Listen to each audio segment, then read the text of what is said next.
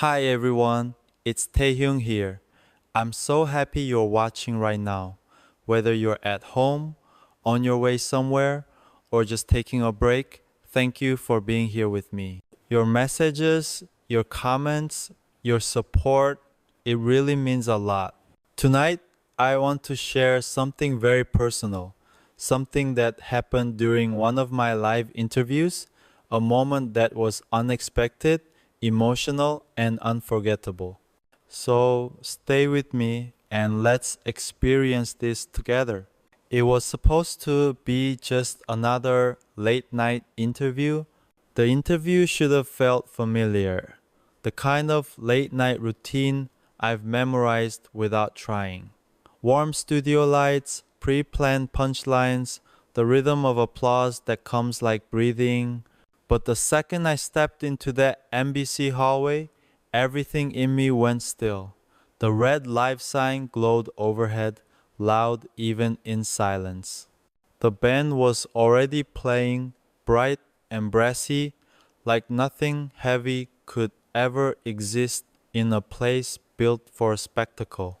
But I carried a different soundtrack tonight, one made of pauses, questions, and things I haven't said out loud. Jimmy was waiting center stage when I emerged from the wings, arms open, bouncing like the show itself, ran through his veins. The music was swelling, horns and drums chasing dopamine. Tonight is special, he shouted to the crowd. We've got one of the most beloved voices on the planet. A man who needs no introduction, Taehyung. The audience detonated into sound, screams, whistles, clapping that shook the floorboards beneath my shoes. Normally, that noise feeds me. Tonight, it just parted around me like water making room for a stone. I walked out slowly, steady, deliberate. No flash, no theatrical energy, no rehearsed swagger. I lifted one hand not to perform, but to acknowledge the moment. My smile came soft, controlled, unreadable to anyone who wasn't really looking. The crucifix on my chest swayed once, catching the light just enough to be noticed, but not enough to explain itself. Silver, aged, unpolished, personal, heavy, honest. Jimmy hugged me quickly before we sat down, like he was trying to transfer momentum into my pulse. The music died behind us. The crowd settled. Man, you're looking better than ever, he joked. Botox or just good lighting? I laughed lightly, not because it was funny, but because laughter is the universal deflection shield. But even my laugh landed differently tonight, measured, a placeholder, a punctuation mark hiding a paragraph. Jimmy looked at me with that classic Fallon spark, comedic curiosity, playful mischief. Philosophy in a black blazer, he said, gesturing at my outfit. Golden voice in recovery. All you're missing is a dog. The audience giggled. I crossed one leg over the other, hands resting on my knee. My thumb brushed the edge of the crucifix without thinking, or maybe exactly because I was thinking. Sometimes you put down the weapons, I said, voice lower than expected, but the weight stays. A beat passed. The audience didn't laugh. They felt it. I could feel them feeling it. Jimmy tried to chuckle, but the sound was thin, unsure. Wow, he murmured. We're getting philosophical tonight. But his eyes flicked toward the control room. No cue cards, no rescue joke, no Ben Sting. The silence expanded. It wasn't awkward, it was expectant, like it wanted a name. I looked at him, not to intimidate, but to connect. The kind of eye contact that doesn't ask for attention, only recognition. Absence isn't always loss, I continued. Sometimes it's the doorway. Another beat, no applause, no music, just breath, air, presence, pulse. I saw the audience lean forward in my peripheral vision, bodies shifting from entertainment posture into witness stance. This wasn't a show anymore. This was a threshold. Jimmy swallowed visibly. You okay, Ty? He asked quietly, mask cracking at the edges, revealing the human under the host. I exhaled slowly, glancing down at the crucifix before meeting his gaze again. Maybe tonight, I said, almost conversational, almost ceremonial. Silence needs to speak. The room didn't move. The cameras kept rolling. But something sacred was forming in a place built for punchlines, and I knew then this was the moment before the moment. The inhale before the confession. The part of the story where the audience doesn't yet know the storm, only the pressure change in the air. And pressure always has a breaking point, even on live TV. The silence lingered longer than I expected. Not uncomfortable, not staged, real. The kind of silence that presses against the chest and reminds you of everything you've been carrying. I rested my hands lightly on my knees, fingers brushing the crucifix as if drawing strength from it. The audience was still, the band quiet, Jimmy leaning forward slightly, waiting, watching, not performing, just human. That was rare. That was enough. I wanted the moment to unfold slowly, not because I needed it, but because some things aren't meant to be rushed. The notebook in my inside jacket pocket weighed against my chest. Leather, soft, worn with use, pages filled with reflections from years of unseen moments, conversations, thoughts, confessions I had never shared. Tonight, it felt necessary. Some silences demand a voice. Jimmy's eyes followed my movements. That crucifix, he said, voice low, attempting levity but failing to mask curiosity. Does it mean something? I held it gently between my fingers, letting the light catch it once, twice, before lowering my gaze. It does, I said softly, and nothing more. He waited for an explanation, a story, a punchline, anything. I gave him none. Some truths don't need words. They just need to exist in the space between. He shifted slightly, unease crawling along his usual confidence. He tried to smile, tried to fill the empty air, but it was thinner than laughter could ever reach. He leaned back, hands gripping the chair arms, jaw tight. The weight in the room was no longer my own. It had spread, it had taken shape around us all. Even the crew behind the cameras, the men and women controlling the lights and mics, were holding themselves in a shared breath. Something was coming, something I had carried quietly and alone until now. I drew the notebook from my pocket. The leather cover was familiar under my fingers, rough and pliant, smelling faintly of coffee and old pages. I placed it gently on the table between us. The gesture was quiet, deliberate. Jimmy blinked, the subtle widening of his eyes betraying disbelief, curiosity, and a faint trace of fear. It wasn't a prop, not a joke. It was a bridge. I opened the first page slowly, letting my fingers trace the ink, the imperfections, the handwritten lines of someone else's life intertwined with my own understanding. The first sentences were simple, almost casual, but they carried weight. Faith isn't found in noise, it's found in listening. I read it aloud, my voice soft, deliberate, filling the room with more than sound. It carried space, reflection, and invitation. The camera captured every micro expression, every subtle flicker of reaction. Jimmy's brow furrowed. He was processing, evaluating, absorbing, and failing to disguise that he had never been asked to feel like this in a studio.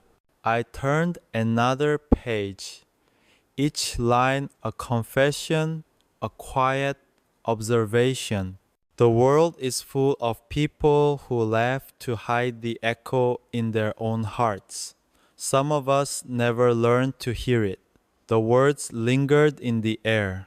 Jimmy's hand fidgeted slightly with a pen. The movements that usually punctuated jokes now seemed like nervous signals. He tried a chuckle, it came out hollow. The band remained silent. The lights remained steady. The room, this stage, built for a spectacle, had transformed into something unspoken but fully real. I watched him, his face, usually fluid with performance, now anchored in stillness, exposed in vulnerability. The audience wasn't cheering, they were holding, waiting, witnessing. I could feel the energy shift, like the air thickened, vibrating not with sound but with recognition. Something in them knew this was beyond entertainment. Something in them knew what it meant to carry a weight unseen. My hand traced the edge of the crucifix reflexively, grounding me, reminding me of patience, of presence. I read the next passage. Some letters wait for the right person to be ready, even if they don't know they are. The words landed differently tonight, not just in my voice, but in the space between us all. Jimmy exhaled sharply, a shallow breath that almost became laughter but failed. The silence remained. It needed to. The live cameras rolled, capturing every detail, the faint shimmer of silver against my chest, the leather notebook on the table, Jimmy's restrained movements, the audience frozen in suspension. The show was still, but life inside it was vibrating quietly, insistently. Jimmy finally broke, voice barely above a whisper. "You believe this?" he asked, eyes wide, searching mine. I nodded slowly, not because I needed to convince him, but because truth exists independent of reception. The words had always been mine, borrowed from someone else's wisdom, carried through my own experience. "I do," I said softly, "because some silences can't be left unanswered, even if the answer is only listening." He shifted in his chair, shoulders tensing, jaw firm. His microphone sat on the table, abandoned for a moment, clipped with precision, irrelevant now. The audience exhaled collectively, though no sound left their lips. The energy had shifted entirely. I could feel it, a live wire connecting everyone, the room pulsing with recognition, empathy, shared pause. The narrative we had rehearsed for months didn't matter. It was replaced with something deeper, presence, witness, a moment unscripted, raw, and quietly sacred. I turned another page of the notebook. Each line, each fold, each word became an extension of the weight I carried and the stories I had absorbed. We walk roads not always meant to be understood, but to be shared. My gaze lifted. Jimmy leaned in, compelled by something he didn't yet name, eyes tracing each line as though it was a map to something buried inside himself. The audience followed subtly, tension tight in the air, silent but present, understanding that the spectacle had been replaced by gravity, not of celebrity, not of showmanship, but of shared humanity. The crucifix caught the light again, glinting faintly. I didn't move it. The light found it. It was symbolic, yes, but also incidental, an anchor for truth. A reminder that even in motionless silence, some things carry. Some truths exist quietly until someone notices, and tonight, that noticing was inevitable.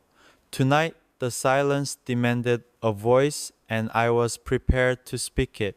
The notebook lay open between us, its pages slightly curled, ink worn, but persistent. I could feel the weight of the words pressing forward, not just on me, but into the room. Jimmy's eyes flicked from the text to my face, searching for cues, any hint of performative intent. There was none. I didn't move to guide him, didn't gesture. I let the words speak, trusting them to find resonance in the pause, in the spaces between sound and breath. Tonight, the show was no longer mine to perform, it belonged to what we hadn't said, what had been waiting decades to be acknowledged. I began reading aloud, each syllable measured. To the one who hides behind laughter, who turns every smile into a shield, know this: silence carries weight, not the absence of sound, but the presence of what remains unspoken. The words fell like heavy drops in the still studio air. The audience shifted subtly in their seats.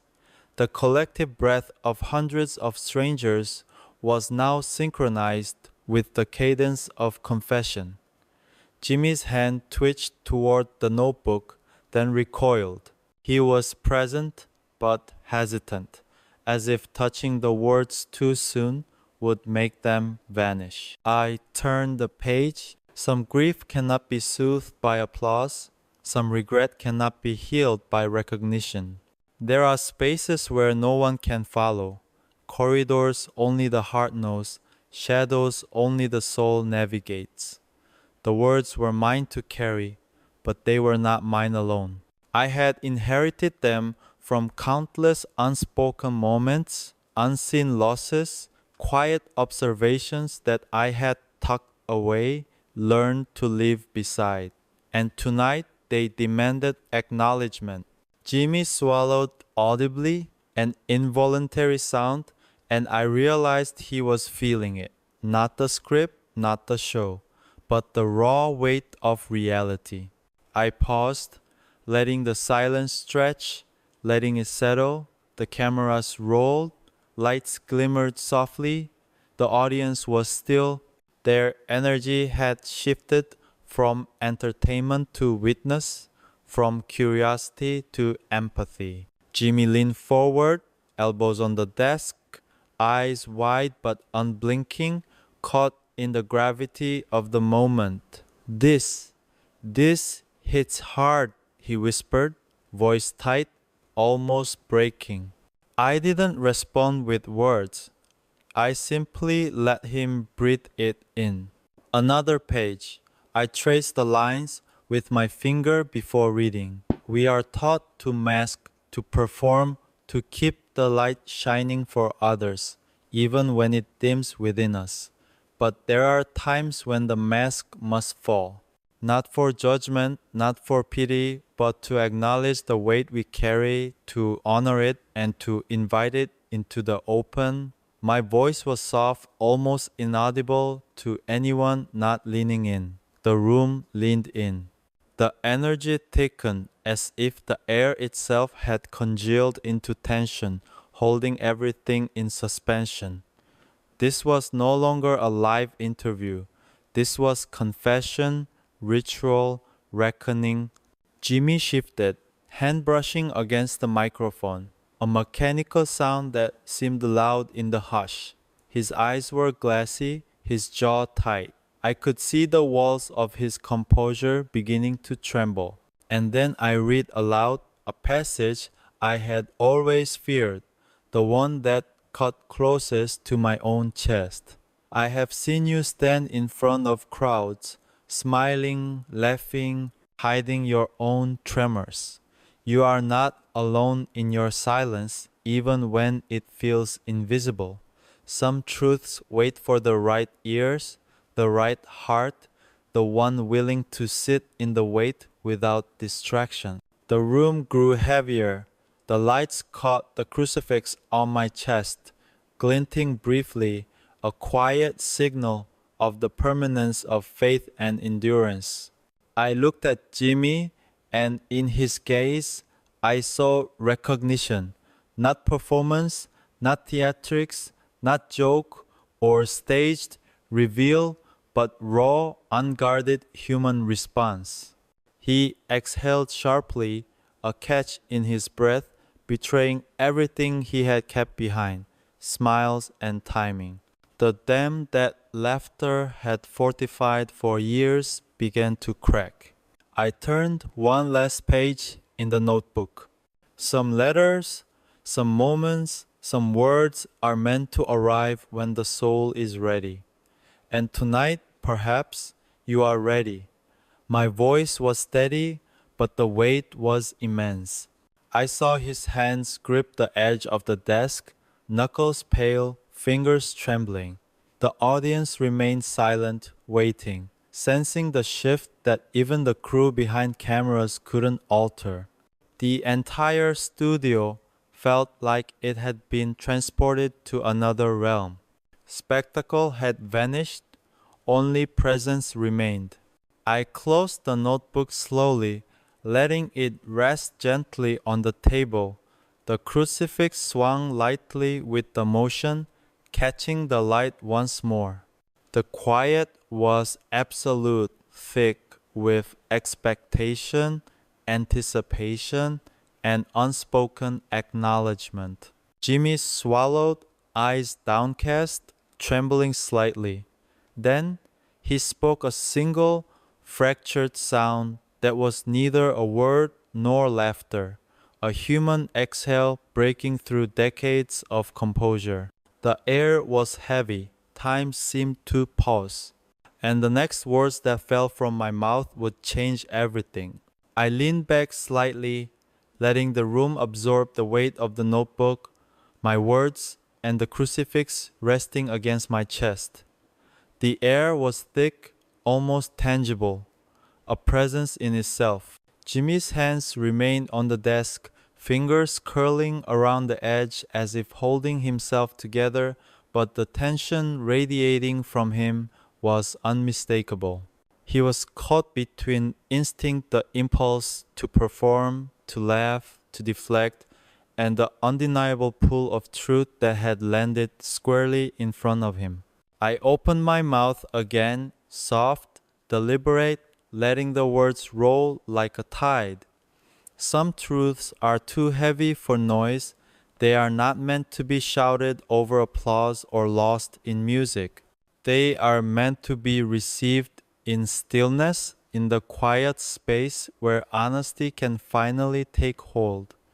My voice was steady, but the silence that followed made each syllable tremble against the walls of the studio. Even the band, once loud and boisterous, seemed to fade into that stillness, their instruments muted by gravity. Jimmy's eyes lifted slowly, wide now, reflecting something deeper than surprise, shock, recognition, a fracture in his armor. The mask that had carried him through 1,000 interviews was cracking, revealing vulnerability he rarely showed.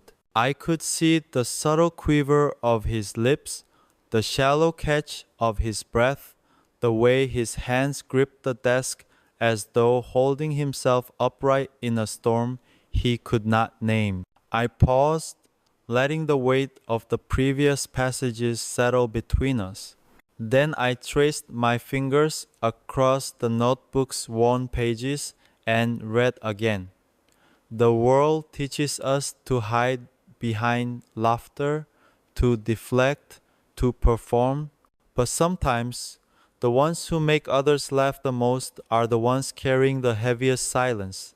And sometimes that silence demands acknowledgement, not for judgment, but for witness. The room shifted. It was a subtle vibration at first, a collective intake of breath from the audience, then a few gasps. The crew behind the cameras froze mid-motion. Even the lights, bright and consistent, seemed to dim slightly, caught in the gravity of the moment. The show, everything we had rehearsed, ceased to exist. Only the weight of what was being spoken remained. Jimmy's voice finally broke through, almost a whisper, strained and uneven. I don't know what to say. He leaned back in his chair, his chest rising and falling erratically, jaw tight, eyes glassy. I've done thousands of interviews and nothing has ever hit me like this. His words trembled on the edge of comprehension. I reached toward him, not with theatrics, but with presence. My hands hovered over the notebook, ready to guide if necessary, but not to dominate. Sometimes, I said softly, the person who laughs for everyone else needs someone to witness their silence. Tonight, that witness is here. The audience was silent. They weren't reacting with applause or cheers. They were holding space, attentive and respectful, caught in the ripple of a moment that had slipped beyond performance. Jimmy exhaled sharply, a fragile sound, then shook his head lightly, as if disbelieving what was happening. I read another passage, one I had never shared on stage before. Some letters, some words, some confessions are not for the world. They are for the right eyes, the right heart, the one who will carry them without deflecting. You are ready. You are here. You are seen. Jimmy's hand moved slightly, trembling as he reached toward the desk, brushing the notebook lightly. His exhale hitched, lips parted, and for a moment the studio seemed to hold its breath. Then, in a way that shocked everyone, including me, he rose from his chair abruptly. The microphone clipped from his shirt, fell to the desk with a soft snap. He didn't speak, didn't call for music, didn't ask for a cut. He simply walked off the stage, head slightly bowed, shoulders slumped in a human moment no one expected to see. The cameras stayed wide, capturing everything. The audience was frozen, some with hands clasped, some blinking rapidly to hold tears back. The notebook remained between us, the crucifix glinting faintly, steady, as if affirming the weight of what had just occurred. The room was no longer a talk show set. It was a cathedral of presence, a space where vulnerability and witness collided. I stayed seated, calm, letting the silence stretch. The weight of the moment was not mine alone anymore. It belonged to Jimmy, to the audience, to the crew, to anyone watching. And I knew, in that quiet, that sometimes the most powerful words are not shouted, not performed, they are simply shared with intention and honesty and allowed to land where they may. And that night, the silence spoke louder than anything ever scripted for late night television. The studio remained still, a suspended bubble where time had slowed. Jimmy had walked off, leaving behind the microphone, the desk, the carefully constructed energy of a show. Only the notebook lay between us, its pages slightly worn, edges curling like the quiet pressure of unspoken truths. I could feel the weight of the room, the shift from performance to witness, and for a moment I let myself just be present, just breathe. The audience didn't move. They weren't waiting for laughter, applause, or scripted banter. They were holding, silently, collectively, for something that couldn't be rehearsed. Faces turned, eyes wide, some glistening with tears they refused to let fall. The air was dense, charged not with excitement, but with recognition. The recognition of carrying unseen weight, of hiding behind smiles, of longing to be acknowledged without judgment. I ran my fingers across the leather cover of the notebook again, feeling the texture, the history pressed into it. Each line was a whisper, each word a breath from someone else's past that had found its way to me. And now it was here, in this exact moment, bridging the space between performance and reality. Some silences, I began softly, my voice carrying through the still air, aren't empty. They are full of memory, of questions, of weight that must be seen to exist. I lifted my gaze, scanning the audience.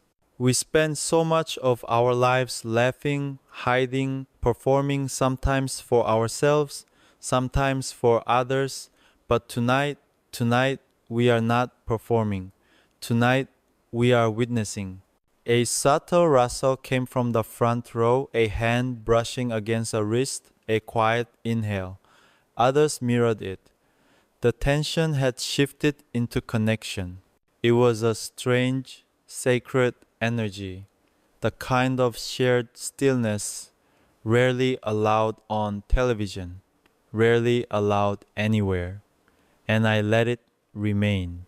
The notebook opened to a folded page, yellowed and soft, containing lines that had been passed down, not to be shared lightly, but to be handed to someone ready. I traced the inked words with my finger before reading. The heaviest weights are often invisible, carried silently, endured privately. Some hearts bear burdens no one can see, and yet they do not break. They walk quietly, faithfully, carrying what cannot be named. I read slowly, deliberately, letting each syllable land. The lights caught the crucifix, glinting faintly, a quiet affirmation that some truths require a tangible anchor. Jimmy had returned quietly, standing at the back, shoulders slightly slumped, eyes fixed on the notebook. His presence was tentative, vulnerable, hesitant to intrude on a moment that had overtaken the usual flow of performance. The audience followed him unconsciously. Their attention had shifted entirely. No one whispered, no one fidgeted. The set, once alive with sound and motion, now felt like a vessel, a container for shared human experience. I could feel the stories that had carried me here spilling out invisibly into the room, touching the hearts of hundreds. I read another passage. Some confessions arrive not when we are ready to hear them, but when the silence becomes unbearable. Not for spectacle, not for recognition, but for understanding. Some words only matter when someone listens without expectation, without judgment, with the simple act of presence. Jimmy exhaled softly, almost imperceptibly. I could see the tension slowly draining from his shoulders, replaced by something heavier but necessary empathy. He approached the desk cautiously, his movements deliberate, as though stepping into a sacred space. The audience leaned forward slightly, sensing the gravity of the moment, sensing that something extraordinary was unfolding that no rehearsed applause could match. I continued. We laughed to mask fear, to hide grief, to avoid questions too heavy for the moment. But there are times when the mask must fall, when silence must speak louder than sound.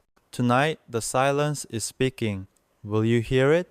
Jimmy's eyes met mine, glimmering. His voice, when it came, was low, trembling. I think I am. The words were simple, barely audible over the charged stillness, but their impact was seismic.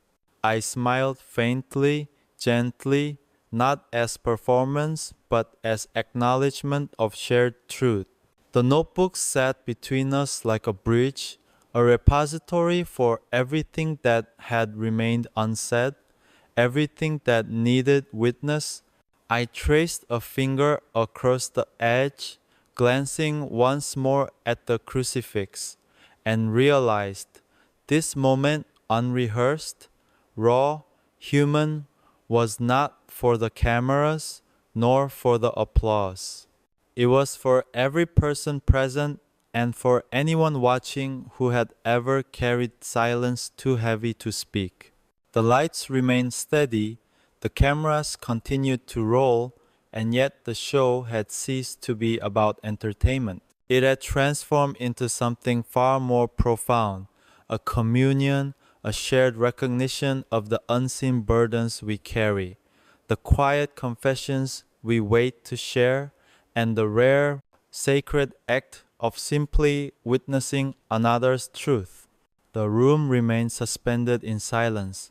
Every eye in the audience was fixed, every breath measured, as if the studio itself had transformed into a space beyond time. Jimmy sat on the edge of the desk now, leaning forward slightly, trembling in a way I had rarely witnessed. The microphone lay forgotten on the polished wood, the bright lights of the stage softened by the gravity in the air. I opened another page of the notebook, the leather soft beneath my fingers, worn by years of unseen moments. The lines were simple, handwritten, but the meaning was vast. Some weights are invisible, yet undeniable.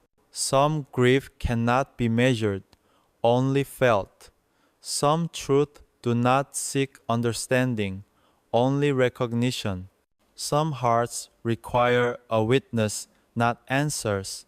I read slowly, deliberately, letting the words roll like waves, letting the room absorb them fully. Jimmy's hands gripped the edge of the desk, knuckles pale, trembling as he tried to reconcile the weight of what he was hearing with his lifelong practice of laughter and performance.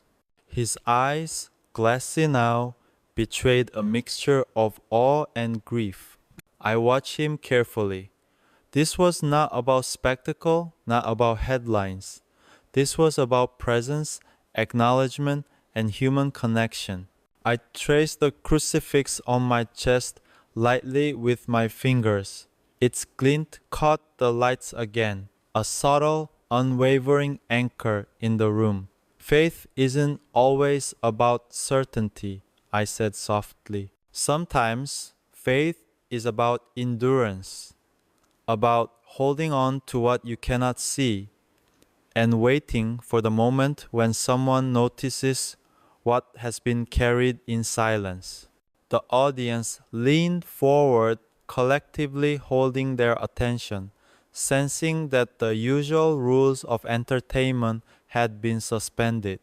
There were no jokes, no applause, no scripted transitions, only a shared understanding, fragile and sacred, that something extraordinary was unfolding. Jimmy exhaled sharply. I I never thought anyone could see it, he whispered, his voice breaking. His gaze, previously guarded, now shimmered with unspoken memory, grief, and release. Everything I've carried, you knew. His words trembled, barely above a whisper. I nodded slowly, not because I am extraordinary, not because I have answers. I simply notice what others cannot. Some burdens, some silences are meant to be shared with someone who can sit with them without judgment.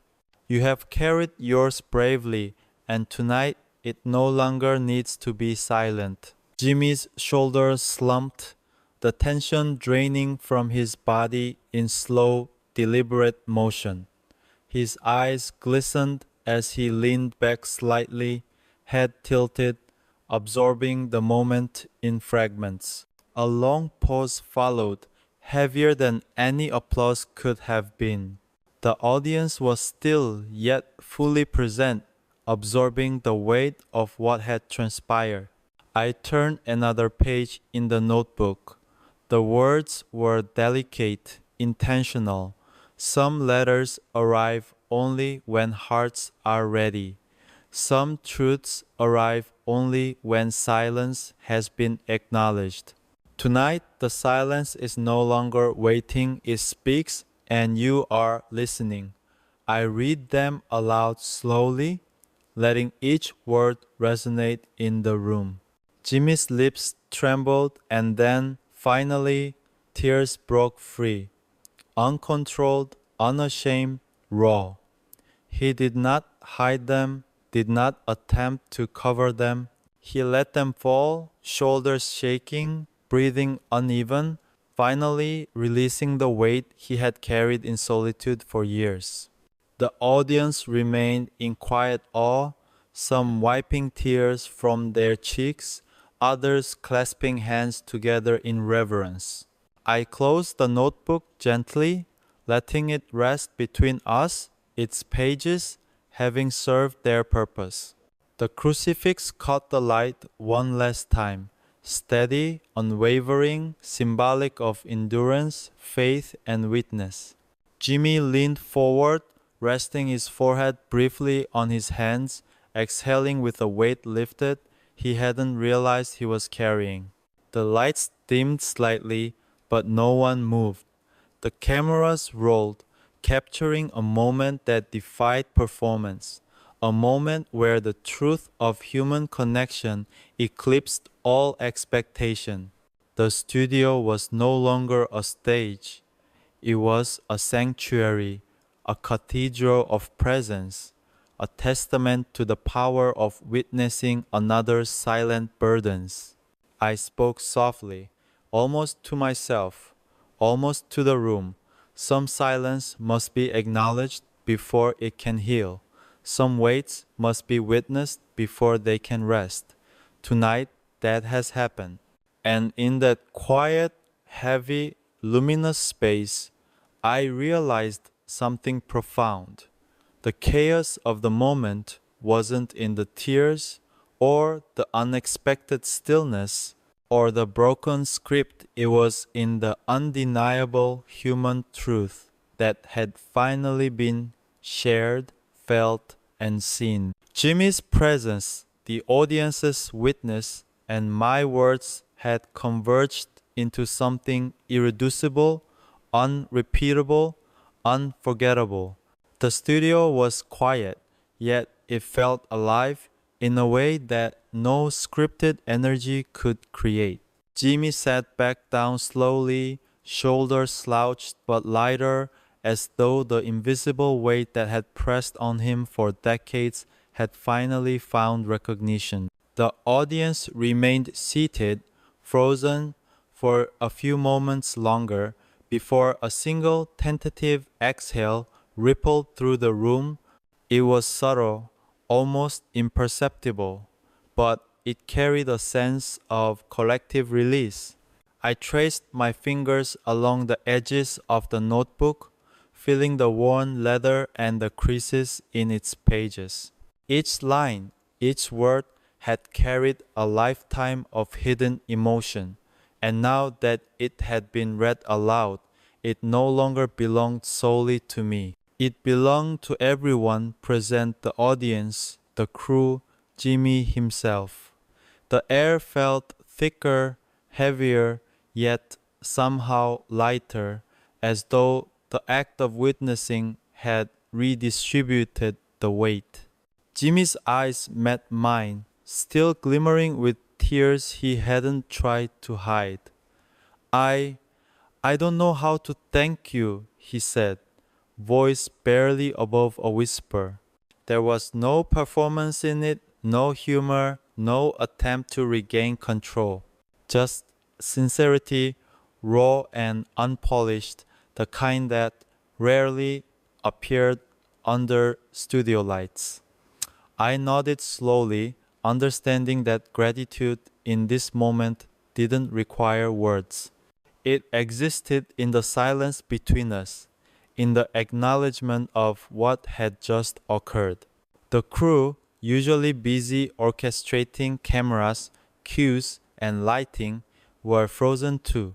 No one moved, no one spoke, as though stepping forward might shatter the delicate equilibrium that had formed. Even the band remained silent, their instruments unused, waiting for the energy to return, but unsure if it would. The show, as it had been scripted, was gone, replaced by something far more human. I opened the notebook again, hesitating briefly over a page I had marked long ago.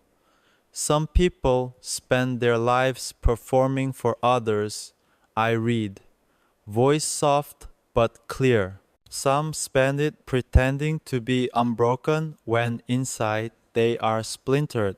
And sometimes it takes someone willing to see through the masks to remind them that their struggle is real, their pain valid, their silence not unnoticed. Jimmy exhaled, leaning back, one hand brushing a tear from his cheek. I I didn't know it was possible to feel this way in a studio, he whispered. To just exist and be seen, not for a joke, not for a segment, not for the cameras, just seen. His voice faltered slightly, and for a fleeting moment, I saw the child behind the comedian, the one who had carried grief in silence, now acknowledged. I nodded, offering no words to fill the space, letting him find his own. That was the gift. I realized the power of bearing witness without intrusion. The audience, too, absorbed this. Some wiped their eyes, some remained still, some whispered quietly to one another, unable to contain the weight of what they had just witnessed. The show had transformed into a shared human experience, one that no one present would ever forget. I closed the notebook gently and rested my hands atop it. The crucifix on my chest caught the stage light faintly, steady, a symbol of endurance, presence, and quiet strength. Tonight, I said softly, my voice carrying to those willing to listen, was not about performance. It was not about spectacle.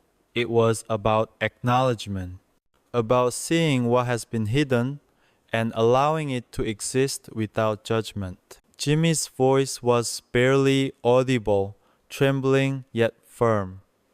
I think I understand now. I think I finally understand. He leaned forward slightly, eyes downcast, still processing, still absorbing. I realized then that the chaos of the interview, the pause, the unplanned silence, the tearful vulnerability had not come from me. It had emerged from the truth, the human recognition of shared pain, and the courage to allow it to be seen. The cameras continued rolling, but the audience no longer expected scripted entertainment. They had witnessed something far more profound. the power of presence, of acknowledgement, and of words spoken not for applause, but for honesty. And in that quiet, I felt a shift, not just in the studio, but in the hearts of those present. A subtle recognition that the weight we carry in silence is always lighter when someone sees it.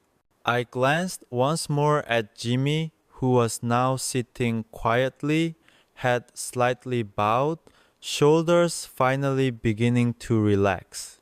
I offered a small, gentle smile, not as a performer, not as a host, but as someone who had carried, observed, and finally allowed truth to land. The notebook remained between us, a silent testament, a bridge between stories, a vessel of acknowledgement. And in that stillness, that sacred pause, I realized sometimes the most chaotic moments are not disruptive, they are necessary. They clear space for truth, for vulnerability, for humanity to be seen in its rawest, most unguarded form. And tonight, in that studio, that had happened, the studio had quieted, but the energy lingered heavy yet delicate, like the pause after a storm. Jimmy remained seated, his head bowed, hands resting loosely on the desk, absorbing the weight of what had just unfolded. He hadn't spoken for several moments, and that silence, unlike any scripted pause, carried more meaning than 1,000 words could convey. I closed the notebook fully, placing it gently in front of me. The leather cover was warm from my hands, warm but steadfast, a vessel for memories, confessions, and truths that had waited for the right eyes to open them. The crucifix on my chest caught the lights one last time, steady, unmoving, a reminder that faith in others, in presence, in patience, was not about spectacle but endurance. I suppose this is what happens, I said softly, my voice barely above a whisper, when honesty enters a space built for performance. The air shifts, the masks fall. The stories people carry that they've hidden for years find acknowledgement. I glanced at the audience, their faces still attentive, some glistening with tears, some silent in reverent focus. The weight they felt was collective, shared, transformative. Jimmy lifted his head slowly, his eyes meeting mine. There was vulnerability there, raw and unguarded, the kind rarely visible in the harsh lights of television. I I didn't expect any of this, he admitted. His voice trembled, barely audible, and yet it carried the truth of his relief, his release. Not in a million years. I've done shows, interviews, everything, and I've never felt seen like this. I nodded, letting him process the moment in his own way. Being seen isn't about applause or cameras. It's about presence, witnessing. Sometimes people carry invisible weights their whole lives, and the act of acknowledgement of being present with them can be more transformative than any words, any performance. The audience exhaled collectively, quietly, almost imperceptibly, as if recognizing the universality of that truth.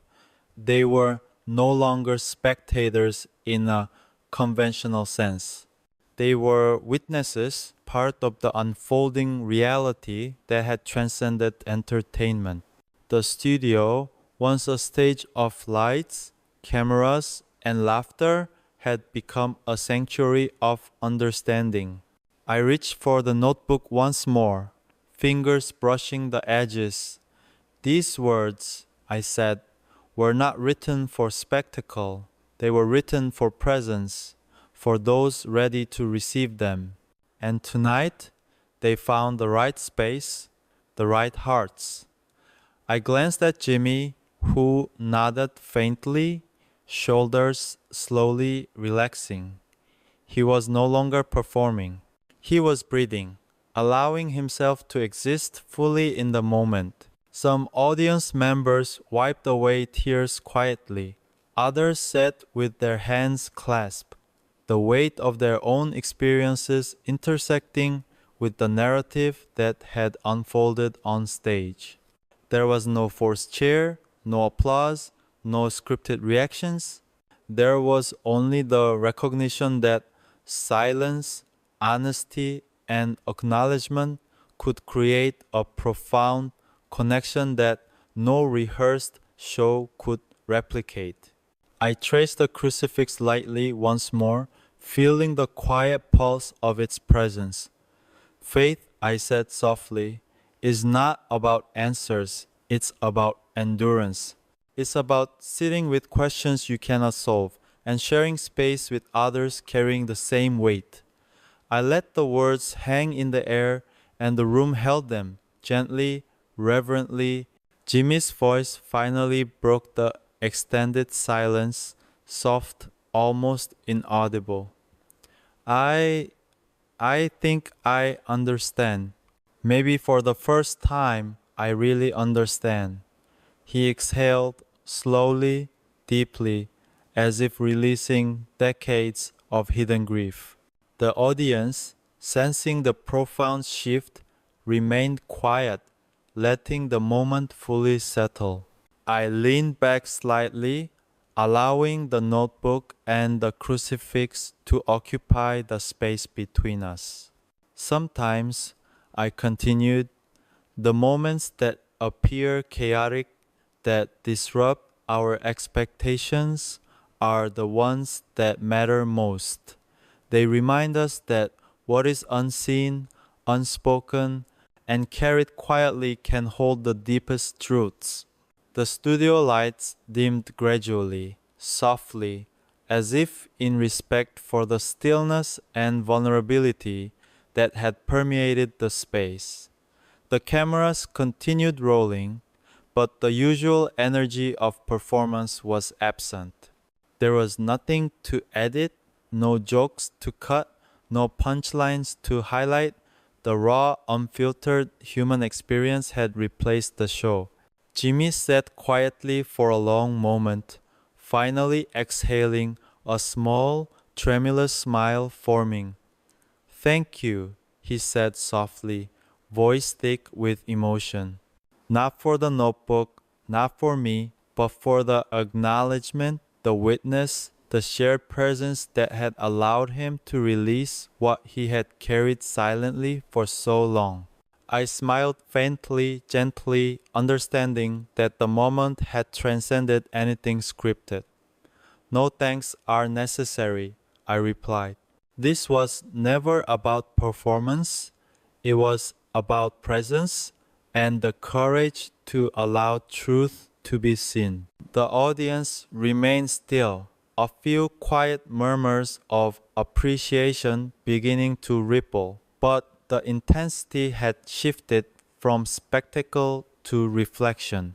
Cameras continued to roll, capturing the end of a show that had ceased to be a show. What had begun as entertainment had transformed into shared humanity and intimate acknowledgement of silence, weight, and presence. And in that final quiet, I realized that chaos was not the absence of order, it was the arrival of truth, raw, unfiltered, and unavoidable. Tonight, the truth had spoken, the silence had been witnessed, and for that 1 hour, all of us, audience, host, and guest, had been profoundly seen. The studio had settled into a stillness that felt almost sacred. Jimmy sat quietly, head bowed, shoulders relaxed for the first time in decades, breathing in the aftermath of the moment we had shared.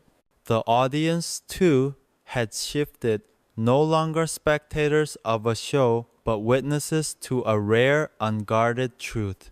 The lights softened as if honoring the vulnerability in the room, and the cameras, still rolling, captured the quiet dignity of the space. I leaned back slightly, the notebook resting in front of me, its leather worn but steady, the pages carrying decades of hidden reflections.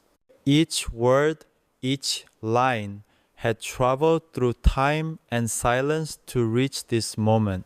What began as a scripted interview had transformed into an unrepeatable communion, a space where honesty, grief, and recognition had taken precedence over applause and entertainment. I traced the crucifix on my chest once more, feeling its cool weight. It was a small anchor in a room that had expanded beyond performance, a reminder that presence, acknowledgement, and silent understanding could carry more meaning than any scripted moment ever could. Some truths, I realized, arrive not when we are ready, but when they are needed most. Jimmy finally lifted his head, eyes still glistening, and offered a tentative smile. I don't know if anyone's ever made me feel like this, he said quietly, voice thick with emotion, like someone actually sees everything behind the laughter. I I feel like I can breathe for the first time. I nodded, allowing the words to settle without interruption. The audience remained silent, some wiping away tears, some sitting with hands clasped, all absorbing the profound weight of what had unfolded. This was not about entertainment, about headlines, or about going viral. It was about shared humanity, acknowledgement, and the power of presence. I spoke softly, not for the cameras, not for the show, but for the space we had created. Sometimes the moments that seem chaotic, that disrupt expectations, are the ones that matter most. They remind us that the weight we carry in silence is always lighter when someone witnesses it, when someone honors it, when it is allowed to exist without judgment. Jimmy's voice broke the quiet again. It's strange.